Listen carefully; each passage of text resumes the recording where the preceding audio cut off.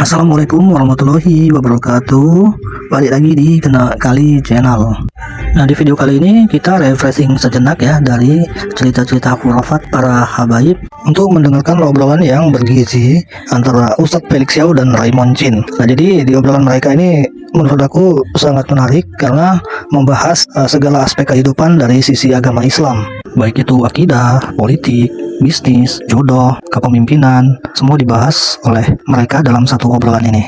Nah, udah langsung aja, nggak usah banyak cincong, ini dia videonya.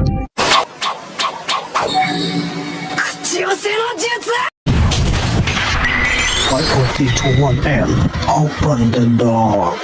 Di dalam Islam, kita tuh nggak boleh untuk menghina orang yang berbuat maksiat. Nggak boleh menghina. Kita nggak boleh menghina, kita nggak boleh benci dengan orang yang membuat maksiat. Kita boleh benci dengan maksiatnya, boleh. Tapi kita nggak boleh benci sama orangnya dan nggak boleh menghina orangnya. Contoh ya, semua orang tahu kan bahwa saya berzina itu kan buruk ya, sesuatu yang nggak bagus. Iya, benar. Tapi kalau kita ketemu dengan pezina, kita nggak boleh terus oh dasar lu pelacur gitu aja, pakai bahasa-bahasa kasar dan segala macam. Karena kata para ulama, kalau ada orang yang melakukan seperti itu, dia menghina orang yang berbuat maksiat, maka ulama sepakat nanti sebelum dia mati, dia akan diuji oleh Allah dengan dosa yang sama dan lihat bagaimana dia bereaksi. Berarti sebenarnya solusinya ya, untuk mendekatkan orang ke Islam, kita harus membuat mereka baik, kita harus membuat mereka pintar dulu. Betul. Pintar perlu nggak? Sangat perlu banget. Ingat nggak tadi aku bilang, tugasnya Nabi dan Rasul itu adalah pertama kali meningkatkan taraf berpikir umat, meningkatkan taraf berpikir orang. Jadi pintar dulu. Pintar dulu, karena agama nggak cocok untuk orang goblok. Paham gak sih maksudnya? Agama gak cocok untuk orang yang gak pintar. Gue nonton video ya respon ke Cinta Laura. Nanti kita bahas ya. Oke. Nah, berarti pintar dulu. Betul, karena jadi gini ya, lu pernah bilang kan ya, bahwasanya ada orang-orang yang ketika dia beragama justru menjustifikasi dia untuk berbuat kasar. Dia berbuat kasar untuk orang tuanya, untuk temen-temennya. Bayangin lu, pas mabuk-mabuk bareng, mereka nggak pernah ribut tuh ketika mabuk bareng. Ini pas gue sholat Jumat pertama kali, kan kayak kamu kalau ketemu sama orang yang non Muslim, paksa mereka masuk Muslim, gunakan force kalau perlu gitu. Itu kata dia. Iya. Dan itu kayak sebenarnya balik lagi kan, sebenarnya bukan agamanya yang bikin gue nggak kayak serak waktu itu. Perspektif sama nggak serak sama agama karena orang-orang beda-beda orang punya beda-beda value dan mereka mentranslate-nya tuh jadi kayak kok ini bukan yang seperti diajarkan sama agama. Betul. Makanya kalau balik lagi pada pertanyaan tadi, orang berpikir itu yang cocok untuk masuk Islam. Iya, berarti nasibnya gimana di Indonesia? Nah, makanya sebenarnya kita harus naikin dulu grade-nya orang-orang Indonesia untuk berpikir. Aku nggak bilang mereka suruh keluar semua dari agama Islam ya, enggak. Tapi caranya adalah gimana caranya literasinya mereka naik. Nah, ketika literasi mereka naik, agamanya jadi compatible buat mereka. Karena agama apapun, bro, dipegang sama orang-orang yang nggak pintar, ini jadinya ngerusak. Itu benar. Itu kan ya. Apakah mereka ngebom? Apakah mereka nyakitin orang lain? Dari segi sederhana nggak bisa untuk bisa padu dengan orang lain, nyari ribut terus. Nah, itu kan orang agama tuh. Coba bayangin ya, tiba-tiba dia baru belajar 1-2 dalil, dia kemudian gunakan tuh untuk buat ribut sama teman-temannya. Itu problemnya tuh. Kalau habis pintar ya. Oke, kalau itu mah PR panjang banget sih. PR panjang di banget. Indonesia tuh panjang banget bikin orang pintar. Lu mau tahu cerita lucu? Ada orang nggak bisa nyanyi tapi jadi juri orang nyanyi. Come on. Nah, ini kenapa bisa begitu? Ini jelas-jelas bukan karena agamanya, tapi karena orang-orang tadi yang belum sampai pada satu titik dia berpikir, lantas dia sudah beragama. Makanya agama ini nggak cocok untuk orang nggak mikir. Oke, berarti kita di jalur yang tepat, guys. Kita udah dijawab di podcastnya juga. Kalian nonton. Sebenarnya sekarang sabar. Oke. Jadi ini aturan baru di podcast. Oke. Jadi setiap 5 menit mau kita lagi bahas apa, kita harus buka pertanyaan nanti. Siap. Bagus. Aduh. Emang sekarang fokusnya tuh udah bukan masalah bisnis, politik atau apa, tapi bikin orang pintar intinya kayak. Benar. Maka bisnis itu menjadi bisnis yang baik ketika bikin orang pintar, ngajarin orang, literasi orang, begitupun juga dengan agama. Ketika orang pintar, yakinlah agama itu jauh lebih kompatibel buat orang-orang yang pintar. Potong dikit. Boleh, enggak apa-apa. Soalnya ini lumayan hot nih, soalnya kita bakal bahas lagi di sini. Oke. Soalnya banyak banget public figure, entrepreneur, pejabat dan lain-lain. Boleh sebut namanya, sebut aja enggak apa-apa ya. Kayak Deddy Corbuzier. Kayak kita bikin masalah nih. Oke. Kayak Dr. Richard. Kayak bahkan Tom Lembong, teman-temannya itu banyak banget. Banyak banget mereka yang Muslim memegang posisi yang sangat kuat. Betul. Gue tuh kayak nggak habis pikir ini orang emang, karena gue tuh mereka logik gitu loh.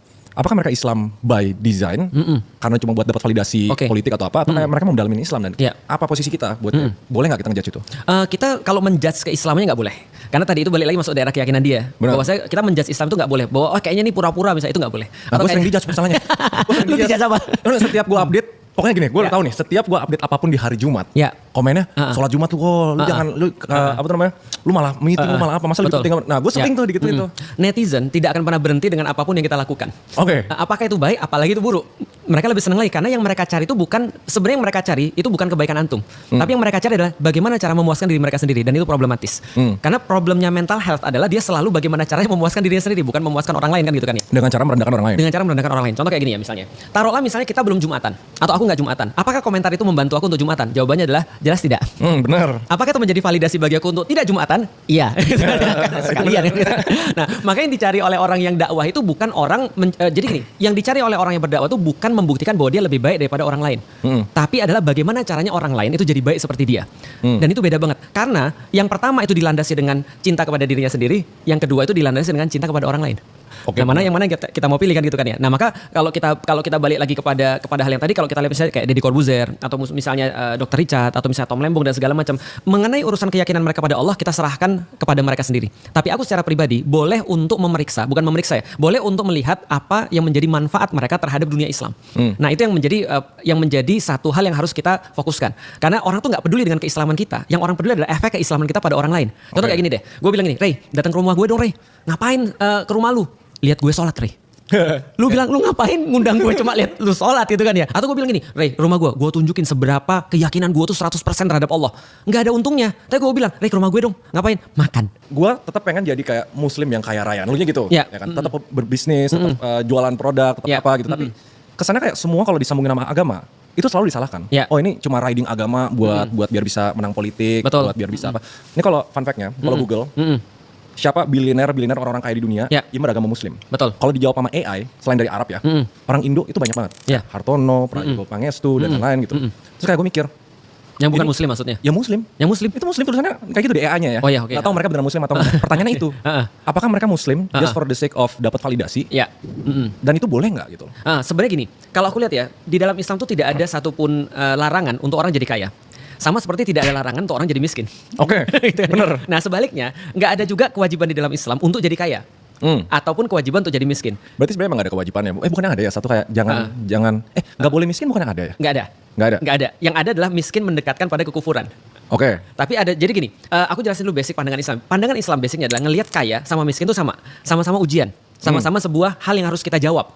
Contoh misalnya ya, kalau kita pergi ke sekolah dan kita punya ujian itu kan cuma soal. Soal itu tidak ada masalahnya. Yang masalah adalah cara jawabnya itu masalah. Kalau cara jawabnya benar, dapat nilai bagus. Kalau cara jawabnya salah, nilainya jelek kan gitu kan ya. Benar. Nah, kaya dan miskin itu soal. Cara jawabnya seperti apa? Kalau kaya itu membuat kita lebih dekat sama Allah, berarti kekayaan itu berkah. Kalau kemiskinan lebih dekat pada Allah, berarti kemiskinan jadi berkah.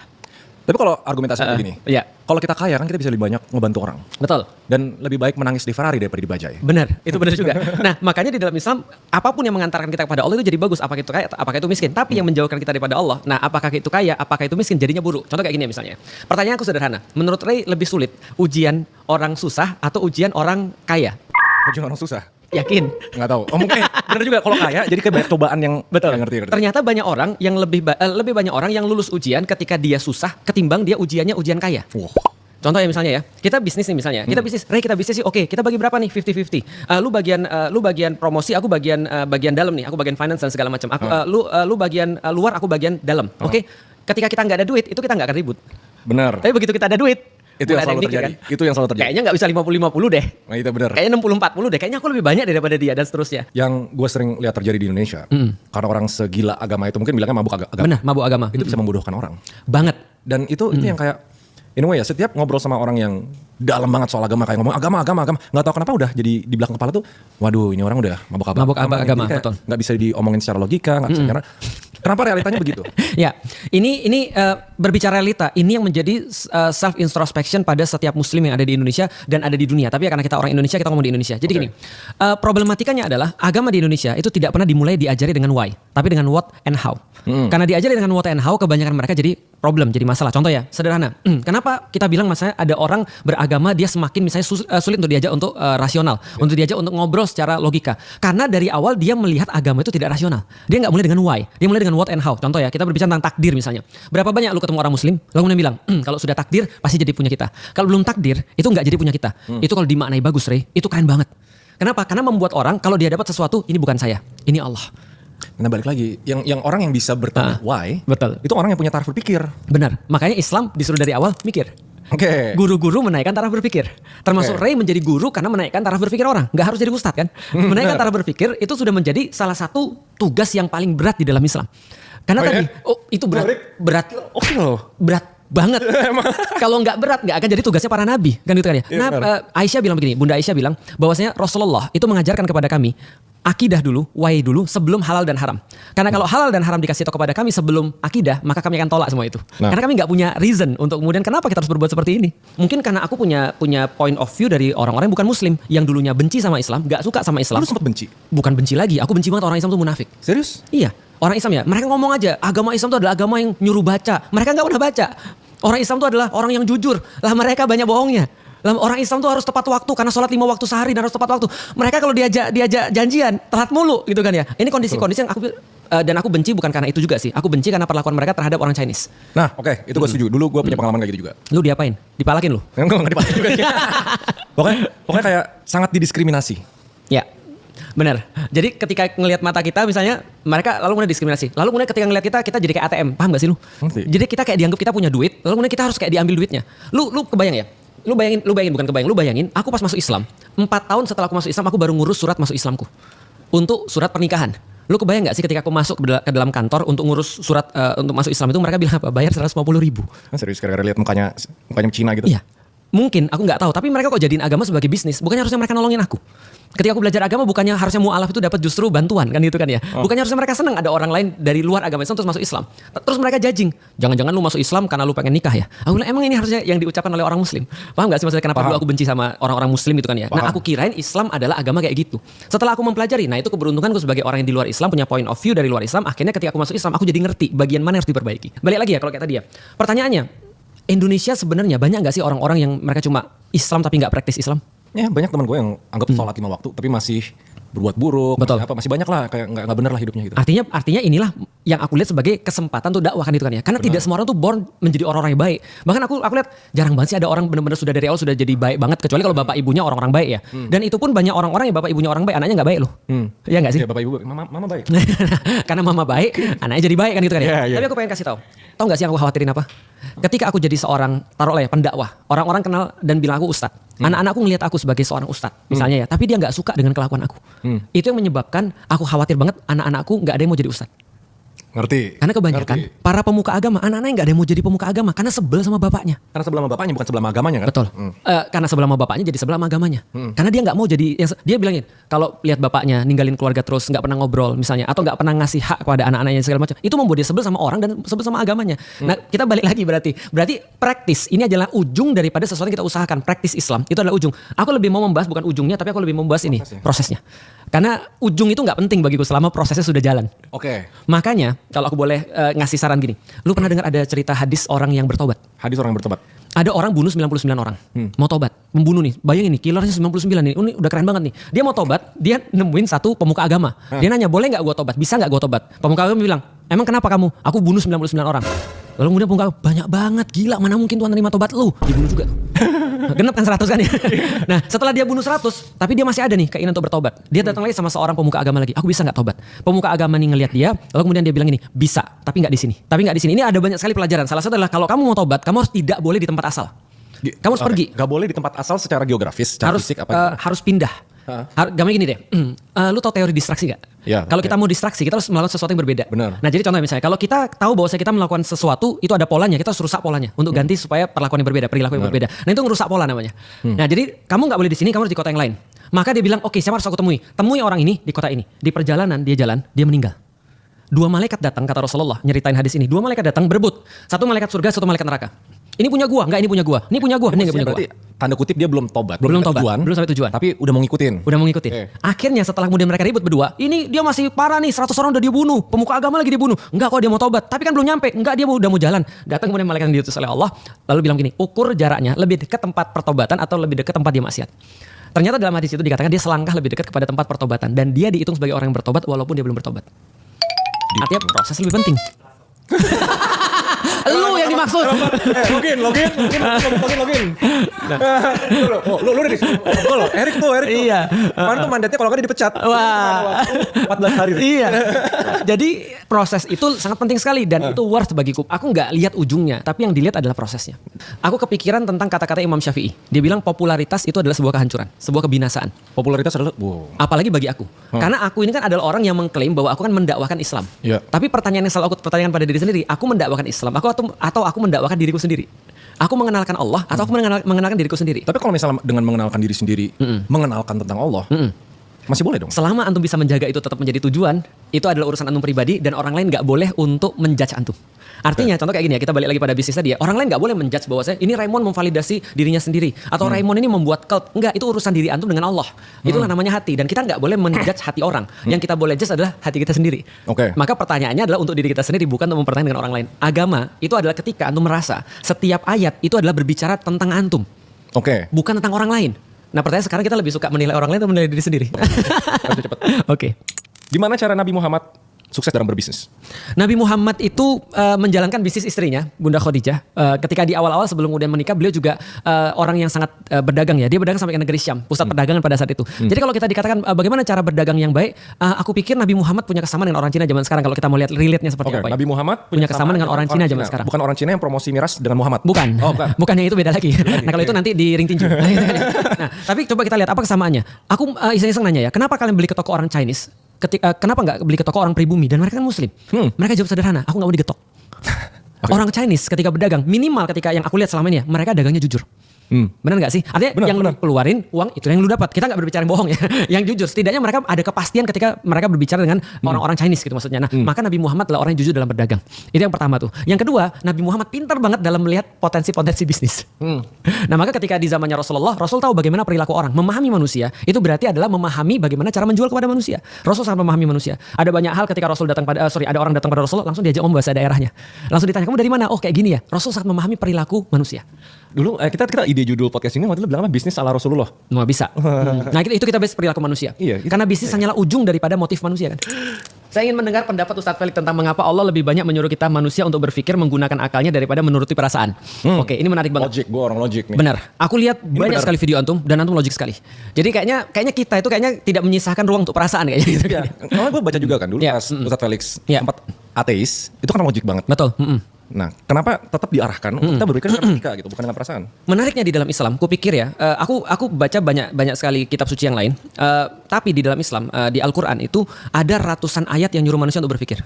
Ratusan ayat, literally ratusan ayat. Dan berpikir dikaitkan dengan keimanan, sebaliknya tidak berpikir dikaitkan dengan kekufuran. Artinya kekufuran itu artinya sebuah pembangkangan terhadap Allah. Oke. Kekufuran beda dengan kafir, beda. Kafir itu orangnya, kufur itu adalah sifatnya. Jadi gitu. Nah, jadi ini kayak apa adjektif sama satu lagi noun ya berarti ya. Berarti bisa dibilang ini orang-orang ini ada yang kafir gitu. Technically. Ada orang kafir tapi lebih banyak orang yang kufur. Karena menjadi seorang muslim tidak menghalangi kita untuk jadi kufur itu kepada Allah. Benar banget. Kadang-kadang malah kalau kita lihat secara sifatnya ada orang-orang yang belum muslim tapi kita lihat sifat-sifat Islam ada di situ. Tapi ada orang-orang yang sudah muslim tapi sifat-sifat kekufuran ada di situ. Nah, kita buka lagi satu. Oke. Bahas tentang orang masih butuh agama nggak kalau dia sudah bergelimang harta karena kebanyakan gampang goyang kalau udah di top udah dibahas. Benar. Gimana kalau agama itu cuma ada satu? Apakah masih ada perang? Kalau ada perang, kira-kira masih berkedok agama lagi atau yang lain? Ini lebih gimana ya pertanyaannya? Ya, kalau menurutku ya tidak akan pernah berhenti selama matahari masih bersinar. Itu nggak akan pernah berhenti konflik kepentingan. Setuju. Menurut lu agamanya sih. Betul. Menurut lu sekarang lebih parah. Jadi gini. Pertanyaan aku ganti. Lebih penting toleransi antar agama atau intra agama? Intra agama itu kayak gimana maksudnya? Di dalam agama sendiri. Intra agama? Oke, aku supaya antum lebih yakin ya. Lebih banyak problematika seagama atau lain agama? Lain agama. Enggak tahu ya, aku nggak bayang sih. Seagama. Justru problemnya antara yang seagama gitu. Betul. Lu bayangin ya, aku jadi orang radikal nomor 2. Yang nobatin aku radikal nomor 2 siapa? Iya, itu nonton di podcast dari Betul. Yang persekusi aku siapa? Sama-sama muslim.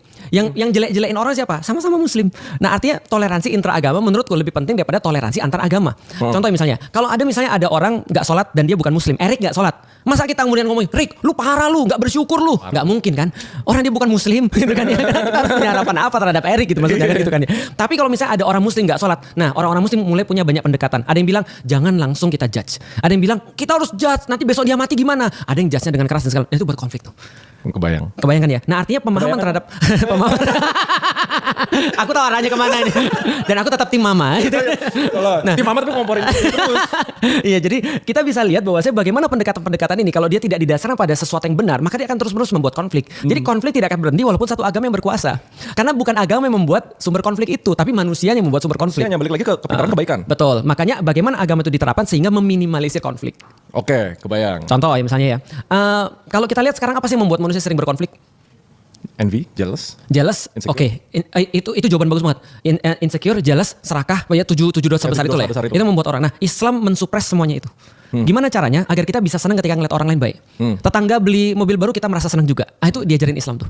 Bagaimana caranya ketika misalnya contoh, ketika kita lebih bodoh daripada orang lain, kita merasa senang. Ketika kita lebih pintar pada orang lain, kita mau nolong orang. Gue pas denger itu ya, lihat netizen Indonesia, aduh bisa gak ya? Sekarang beda, dia lebih bodoh daripada orang lain, dia ngamuk. Iya benar. Dia lebih pintar, dia menjajah. Gitu kan? Lo happy gak pas gue beli mobil baru gue? Oke, dalam hati. Lie detector, kita lihat lie detector. Ya tapi nggak apa-apa sih, harusnya dia happy. Tapi itu memang sulit banget. Contoh ya, ini sederhana ya. Bukan berarti aku sebagai orang yang ketika orang lihat aku berbicara agama, aku bebas daripada semua itu. Aku punya setan juga. Contoh misalnya, suatu waktu ketika aku ngeliat ada orang, dia bicara agama tiba-tiba, terus aku lihat sesederhana hal, dia nggak follow aku. Kok bisa dia nggak follow aku ya? Sesederhana ini masalah hati kan. Tapi aku berpikir gini, lo kenapa kamu harus tersinggung dia nggak follow kamu? Ini kan pertanyaannya, emang kamu siapa? Kalau kamu merasa bahwa kamu sepenting itu sehingga orang semua harus follow kamu untuk belajar untuk bicara agama, berarti masalahnya kamu ngenalin Allah atau kamu ngenalin dirimu sendiri. Balik lagi kan, maka aku bilang ya harusnya aku seneng sih ya. Kenapa aku punya perasaan ini nggak benar, ini nggak bagus, aku harus hilangkan perasaan kayak gini. Itu contohnya misalnya dalam contoh kecil, contoh banyak yang lain ke istri, orang tua, segala macam. Ini problematika kayak gini. Ini nggak bisa diselesaikan logika bisnis, tapi dengan menata hati. Karena urusannya semua di sini kan ya. Apa yang membedakan antara orang lahir miskin, tapi dia kemudian bersyukur, dengan orang lahir kaya dengan privilege, lalu kemudian dia jadi jatuh dengan itu? Ya cuma penyikapan aja. Nah Islam itu mengatur penyikapan itu. Jadi ini gue sampai jujur ya. Gue muslim yang percaya muslim, pengen belajar muslim, pengen ngedalamin. Tapi realitanya itu pun baru belakangan ini ya, gara-gara ada satu live event yang lumayan signifikan ya, pengen kayak lumayan trauma lah gitu. Ya, jadi nggak boleh Islam tuh kita menaati sesuatu tanpa sebab itu nggak boleh. Harus ada sebabnya apa? Contoh nih, aku coba untuk sebabnya takut dimarahin mama sih. Nah, mama keluar ya. Mama lagi keluar. Oke, aku coba kasih gini. Lu pernah naik pesawat? Contoh ya, aku baca ada airport yang paling rame di dunia itu salah satu di Atalanta, Hartsfield Airport kalau nggak salah. Itu sekitar berapa ya? Sehari itu sekitar 2.600-an something take off dan landing di sana. Artinya kita bisa bayangin bahwa satu jam itu mungkin bisa sekitar 1 menit mungkin sekitar 3 pesawat yang landing di saat yang sama atau departure di saat yang sama. Coba bayangin kita adalah seorang pilot dan kita tahu kan pas kita naik pesawat, pas kita lagi mau landing atau departure itu kan awan banyak banget tuh. Alias kita nggak bisa ngelihat satu sama lain tuh. Kita nggak bisa lihat sebelah kanan kita ada apa, kiri kita ada apa.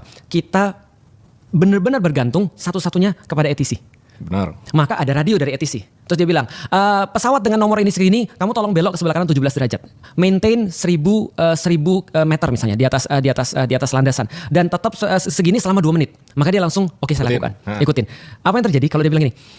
Kayaknya gue nggak yakin deh.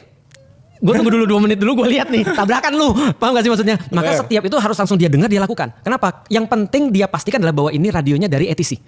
Kalau bukan dari ATC dia bisa ignore. Tapi kalau itu dari ATC dia harus nurut karena kehidupan dia dan seluruh orang-orang di belakang dia itu tergantung pada ATC.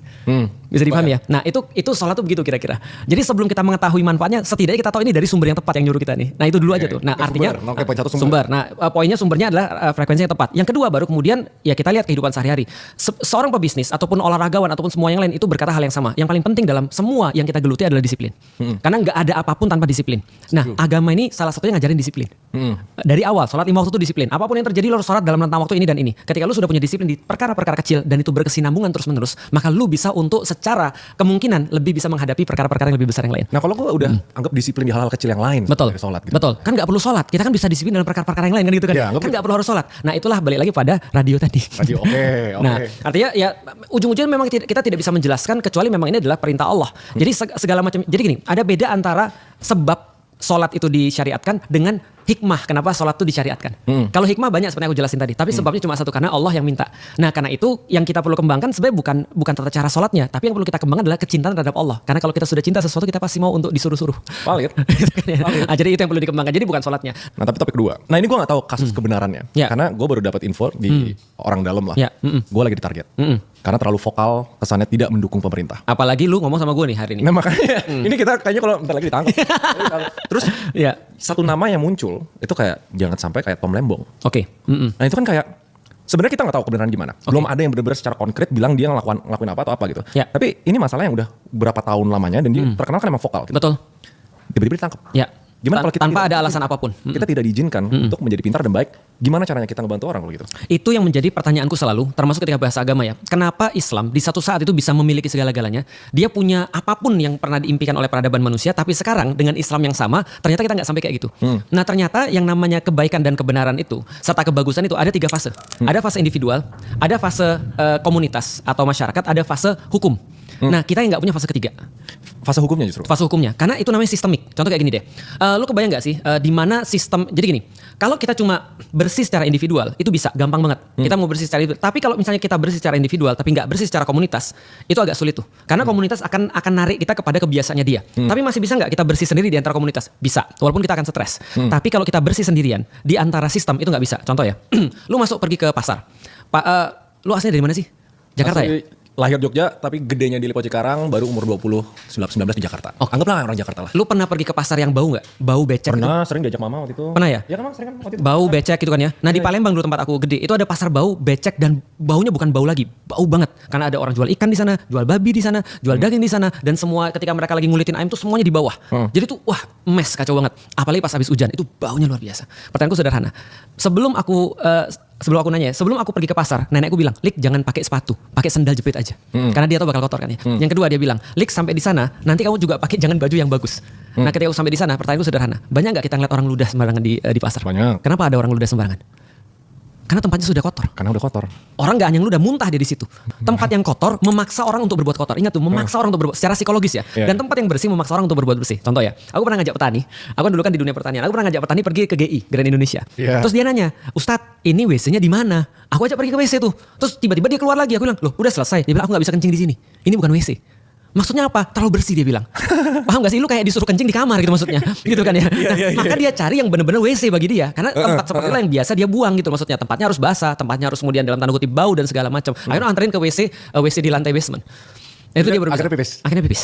Nah ini kan menarik kan, tempat yang kotor memaksa orang untuk berbuat kotor, tempat yang bersih memaksa orang untuk berbuat bersih. Nah Indonesia sistemnya mana sekarang? Gue gak mau ngomong. Ini gue dijebak. Jangan kita yang ngomong, Mahfud. Nah, ya, itu Pak Mahfud ngomong kan ya? Vokal sekarang. Udah mulai vokal. Dia bilang, jangankan manusia, malaikat masuk Indonesia sistemnya jadi iblis kata dia. Ini kan bukan kita yang ngomong kan. Nah, kali ini Ustaz Telkatnya yang ngomong. Ini pentingnya sistem. Makanya Rasulullah tuh pernah bilang begini, Al-Madinah tuh kalkir. Sesungguhnya Madinah tuh seperti tungku api kata Rasulullah. Nah, itu sebuah sistem tuh fungsinya sebagai tungku api. Apapun inputnya, outputnya sama. Maka kata Rasul kalau ada besi yang berkarat masuk ke dalam sistem itu, dia jadi karatnya hilang. Kalau ada besi yang bagus masuk ke dalam sistem itu, kata Rasul masuk ke Madinah, maka kecemerlangannya semakin meningkat. Nah, kalau di Indonesia orang baik itu malah susah. Menarik. Oke, next ini banyak banget sih. Kita kasihkan ngobrol coba ya. Sampai Ramadan juga gak apa-apa kita bahas. Bagaimana sistem Islam yang sesungguhnya di dalam memilih pemimpin yang kompatibel seperti pada zaman keemasan Islam dulu? Bukankah Indo mayoritas Islam kok belum emas-emas? Ini kamu nyindir siapa ya? Yang ada cemas bukan emas gitu. Cemas ini. Iya, betul. Gue udah target nih. Kalau gue ngomong macam-macam ini tahu-tahu nanti kita sebelum balik apart udah dicegat. Bisa jadi. Mobilnya diberhentiin terus aku balik. Bahaya itu bahaya. Bisa jadi. Tapi gini ya. Yang penting kan selangkah lebih dekat kan? Nah, selangkah lebih dekat, betul. Ketika diukur ya. Nah, jadi yang perlu kita bahas tentang yang tadi gitu kan ya. Ternyata pemimpin itu penting banget. Penting banget pemimpin itu di dalam satu peradaban atau di antara satu komunitas. Karena bisnis juga. Pemimpin is everything. Everything, betul. Karena dinamakan leadership ya karena di depan, katanya. Nah, oke kalau gitu kita coba bahas di dalam Islam. Di dalam Islam yang perlu dibahas adalah bukan hanya pemimpin, tapi sistem kepemimpinan. Oke. Kemarin ketika Pilpres aku bahas karena orang nanya aku, Ustadz pilih siapa? Ustadz pilih siapa? Aku bilang kalian terlalu banyak nanya pilih siapa. Karena menurutku adalah yang penting tuh bukan orang, tapi sistem kepemimpinan itu juga penting. Contoh kayak gini ya, yang paling gampang. Lu suka ngebut nggak? Lumayan. Buat sendiri. Kalau andaikan lu suka ngebut, lu udah belajar sama orang ngedrifting dan segala macam, tapi lu naiknya angkot, bro. Gimana cara ngedrifting angkot? Gitu kan ya. Nah, sama kayak Schumacher ketika dia naik Ferrari itu adalah namanya pemimpin yang tepat di sistem kepemimpinan yang tepat. Tapi kalau Schumacher disuruh kemudian naik angkot, lalu kemudian suruh balap sama suruh balap sama F1 yang lain, habis dia. Benar. Sama ketika sistemnya bagus Ferrari tapi yang naik aku, gitu kan ya. Bukan Ferrari lah, McLaren lah. Nah, McLaren lah. Berapa G kan gitu kan ya. Aku nggak mungkin bisa tahan karena aku bukan orang yang tepat. Nah, maka penting orang yang tepat untuk pemimpin yang tepat. Nah, contoh ya, kita bicara tentang Pilpres yang kemarin. Kita itu kayak ibaratnya gini, coba ya lihat ya. Ada pemimpin sholat, ada sholat, betul nggak? Benar. Kalau kita nyari imam sholat, menurut lu nih sebagai orang yang belajar, imam sholat tuh dinilai dari apanya? Sholat nggak? Sholat bukan. Udah pasti sholat lah. Dia kan imam sholat. Bukan. Enggak, sholat kan imam sholat ada aja. Bisa contoh ya, imam sholat kan pasti dituntut dari bacaan Quran. Karena kan dia pasti baca Quran dong. Dia paham lah. Bukan nyanyi kan ya? Bukan. Berarti baca Quran. Yang pertama dites bacaan Qurannya. Oh bagus nih ternyata nih. Oh cocok nih jadi imam sholat. Pakai ketahuan nggak ngerti. Gak apa-apa. Gak ada masalah. Kalau aku ya, aku terus terang. Aku lebih senang dengan orang-orang yang gak ngerti daripada yang sok ngerti. Nah. Paham gak sih maksudnya? Sama, aku juga. Merasa bodoh itu baik. Bodoh itu jelek. Iya. Merasa pinter itu jelek. Pintar itu bagus. Nah antum kan merasa bahwa saya antum gak ngerti itu bagus. Paham gak sih maksudnya? Nah oke balik lagi sini ya. Ada orang mau jadi imam sholat. Ketika imam sholat itu dinilai berarti Al-Qur'annya bagus misalnya. Dia hafalannya 30 juz. Oke, bagus nih. Yang kedua hafalan hadisnya. Banyak juga nih, bagus. Yang ketiga suaranya merdu kayak Ustadz Hanan tuh. Wah bagus juga nih. Yang keempat misalnya apa lagi? Siapa yang hijrah duluan? Siapa yang masuk Islam duluan? Sama-sama masuk Islam. Oke. Siapa yang penampakannya lebih menarik? Oh dia tinggi, misalnya putih, jenggotnya panjang. Oke, dia yang cocok jadi imam sholat. Kita milih pemimpin, kayak milih pemimpin sholat misalnya. Tapi setelah kita milih yang paling bagus dengan kualifikasi tadi, tiba-tiba kita suruh dia dugem. Gimana kira-kira? Dia akan kelihatan gak sih kebaikannya? Enggak. Persis kayak di Indonesia. Lu milih pemimpin manapun dengan kualifikasi apapun, selama sistem kepemimpinan masih yang sama, yang sudah kita bahas tadi, dia nggak akan bisa mengeluarkan 100%. Nah kalau gitu sekarang harapannya gimana? Ya, oke. Sekarang udah terpilih, udah terlanjur. Oke. Kita harus terlanjur. mau nggak mau, mau nggak mau harus percaya gitu. Ya. What do we do? Atau opini dulu deh, Pak Prabowo, Gibran dan teman-temannya, menteri-menterinya, dan terus sistem Indonesia kayak gini. Oke, jadi gini ya. Aku pikir lebih mudah ketika dalam sistem sekarang lebih mudah orang untuk ikut arus daripada orang untuk melawan arus.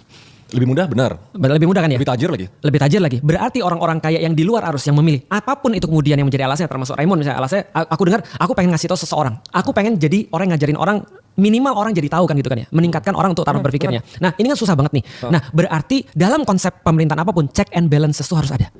Jangankan pemerintahan bro, berteman aja gitu. Secara konsep check and balance harus ada. Tapi kalau pemerintahannya tidak oke dan check and balance dibunuh, gak ada masalah. Nah. Check and balance tetap harus ada. Makanya check and balance akan terjadi dalam bentuk apapun. Dalam kemudian kasusnya Eropa, ketika Eropa lagi dark age, ketika semua kemudian dibungkam atas nama agama dan atas nama pemerintah kan gitu kan ya. Akhirnya ketika semua orang-orang yang pintar itu diam, yang bicara seniman. Ya kan? Yeah. Maka orang pintar harus jadi seniman. Mereka bicara dengan cara simbol, mereka bicara dengan cara novel, mereka bicara dengan cara lagu, mereka bicara dengan cara apapun untuk meningkatkan taraf berpikir orang bahwa it's not right. Setidaknya kita harus ngomong dengan cara apapun kan itu kan ya. Nah, maka ketika sekarang sudah terlanjur dalam tanda kutip, ya kita melakukan apa yang kita lakukan. We do what we do. We do what we do. Dan kita nggak berubah dari dulu. Walaupun resiko diculik, resiko hilang, resiko dan lain-lain. Pertanyaan aku ganti. Kalau kita ikut ke dalam, kita punya resiko nggak? Resiko tetap ada. Bahkan lebih gede lagi. Tapi nggak terhormat.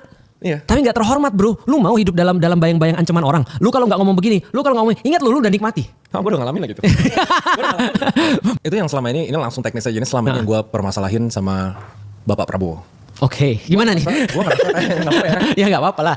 Gue ngerasa harusnya Bapak Prabowo tuh bagus secara individual. Semua bagus di Indonesia. Iya kan?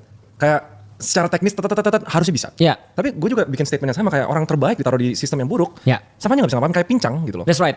Kenapa itu dikatakan right man in the right place? Nah, maka man sama place kan sama-sama penting nih. Apakah the right man can create the right place? Kalau di dalam sistem itu agak sulit. Makanya lihat ya. Tapi bukan nggak mungkin kan? Hampir nggak mungkin. Ada satu yang menarik. Lu tahu demokrasi sejarah munculnya kayak apa? Gimana tuh? Demokrasi sejarah munculnya adalah ketika tirani itu sudah benar-benar menggurita. Oligarki banyak, oligarki kan rules by few. Yeah. Tirani rules by one. Ketika tirani udah banyak, mereka bilang ini nggak boleh dilanjutin. Gimana kalau kita bikin satu sistem rules by many? Maka demokrasi muncul. Yang pertama kali kritik Socrates. Socrates kritik it will never work. Kenapa nggak mungkin bagi dia? Karena dia bilang gini, oke sederhana. Satu kapal ada 30 orang. Aku nggak tahu dia bilang 30 orang, tapi dia bilang satu kapal ada banyak orang, 30 orang taruhlah. Mereka pengen vote. Siapa yang jadi kapten di antara kita? Oke, idealnya adalah yang kita pilih siapa? Yang bisa berlayar, yang bisa navigasi, yang pintar, yang bisa ngatur orang. Tapi reality, yang terpilih siapa? Yang populer. Itu benar. Sekarang aku mau nanya nih sederhana aku mau nanya nih, gitu kan ya? Itu gue juga bahas kayak di Indonesia karena sistemnya begini, yang terpilih itu bukan yang paling bagus, betul. Tapi yang paling populer. Yang paling populer. Nah berarti ketika populer ini problematikanya adalah populer ini tidak sama dengan ahli. Benar. Nah maka bagaimana mungkin satu yang populer ini bisa merubah satu sistem, itu agak sulit. Makanya orang bilang sistem nggak mungkin diubah dari dalam, sistem diubah dari luar. Gimana? Nah oke. Ini lumayan pertama yang gue denger ya. Soalnya orang pada bilang lu kritik terus pemerintah, lu kayak selalu ngomong keras vokal gitu. Tapi lu di luar, lu jangan banyak omdo lah, jangan omong-omong aja lah. Masuk lah, do something, jadi menteri lah, bikin apalah gitu. What happen when someone get into the system? Nah itu yang bikin sampai sekarang gue ditawarin apapun gue tolak. Betul. Karena gue tau gue pasti ikut corrupted. Udah pasti. Karena kenapa? Karena kita udah masuk dalam sistem. Kalau kita udah masuk ke dalam sistem, kita nggak mungkin bisa ngubah sistem. Karena gini deh, aku punya teman punya perusahaan. Perusahaannya itu dia punya saham 51%. Dan karena itulah dia pemegang saham dominan. Benar. Berarti dia memutusin ketika RUPS. Dan dia akan jaga itu sampai kapanpun. Kalau ada satu manajer, dia benar-benar bright misalnya, tapi sahamnya nggak akan mungkin lebih daripada dia. Nah itu namanya sistem. Kita creating sistem untuk menjaga satu hal. Nggak mungkin dia bunuh diri, self suicide. Nah maka sistem itu dibuat untuk itu. Nah problematikanya sistem demokrasi ini bisa atau tidak. Ada satu di YouTube yang menarik, why democracy mathematically impossible. Ya. Jadi dia bilang ini impossible secara matematis juga, karena nggak mungkin terjadi, karena absurd kalau misalnya kita lihat. Contoh kayak gini deh, Indonesia 275 juta, taruhlah 250 juta. DPR berapa orang? 500 orang. Berarti 250 juta bagi 500 bro. Benar.